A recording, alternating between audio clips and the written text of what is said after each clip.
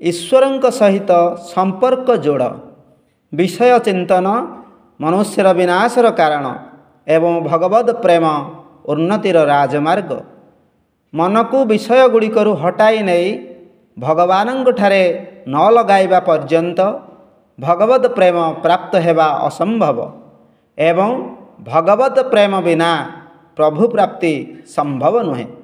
अतएव विषय गुड़िक प्रति मुह मोड़ी दे भगवान को स्मरण करिवारे ही परम कल्याण शांति निहित। नास्तिक हुओ नहीं, आस्तिकतारे विश्वास रख।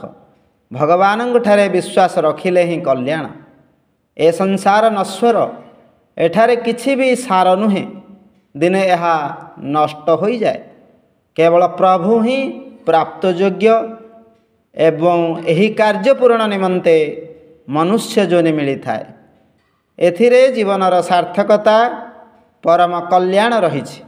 अतएव जाग्रत हो जाओ, आत्मकल्याण दिगरे अग्रसर हुआ एवं विषय ठारू संपर्क छिन्न कर। ईश्वरंग ठारू आउ केही निकट आत्मीय एवं विपत्ति काल रे सहायक नाहंती। विपत्ति काल रे ईश्वरंकु दोष दियो नहीं, बरं एहाकु कर्मफल बोली बुझ। मनुष्य जेपरी कर्म करे ताहा ताकु भोगिबाकु पड़ी थाए। ईश्वर सेथिरे हस्तक्षेप करंती नहीं। हाँ, तांकु स्मरण कले दुख मध्य सुख प्रतीत होइथाए। कष्ट देई से मनुष्यर धैर्य परीक्षा करिथांती।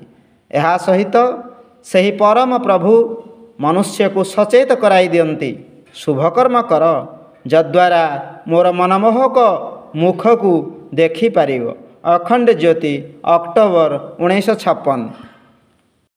विचार क्रांति दूत यूट्यूब ओडिया चैनल को सब्सक्राइब करिया सह परवर्ती वीडियो प्राप्त करिया पई बेल आइकन दबांतु एवं विचार क्रांति दूत ओडिया फेसबुक पेज सह जोड़ी हुंतु। धन्यवाद।